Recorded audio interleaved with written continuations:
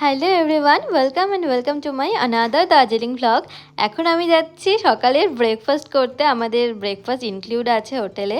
তো সকাল সকাল উঠে পড়েছি ব্রেকফাস্ট করার জন্য। তো চলো যাওয়া যাক।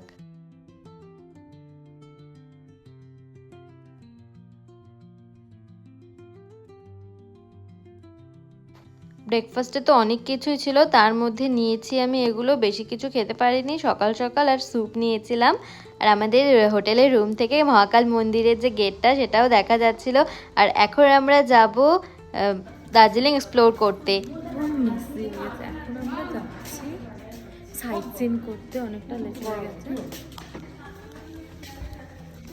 আজকে আমরা সবাই প্রায় একই রকমের সেজেছি, ড্রেস পরেছি।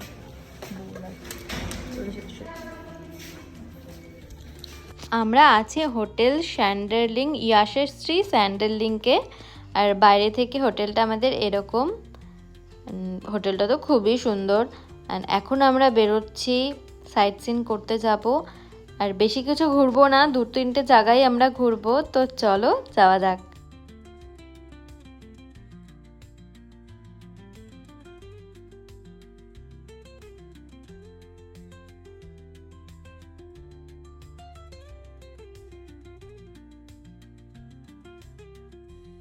তো আজকে আমরা ঠিক করেছিলাম যে সবাই একই রকমের ড্রেস পরবো, 3জনে।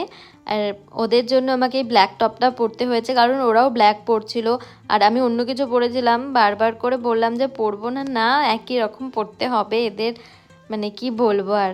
তো সবাই আমাদের দিকেই তাকাচ্ছিল। আর এখন আমরা চলে আসলাম বাতাসিয়া লুপ। আর এতটাই মেঘে ঢাকা ছিল যে চারিদিকে কিছু দেখা যাচ্ছিল, আর অপূর্ব সুন্দর লাগছিল। সেই যে এত সুন্দর, ভিড় ছিল অনেক, বাট খুবই সুন্দর লাগছিল।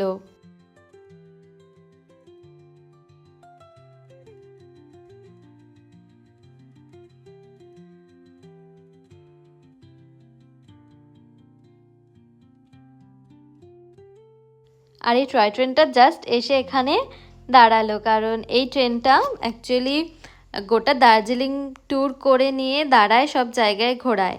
তো এই ট্রেনটা আমরা বুক করিনি, আমরা ফেরার সময় টয় ট্রেন বুক করেছি, যেটা একদম দার্জিলিং থেকে শিলিগুড়ি অবধি আমরা যাব।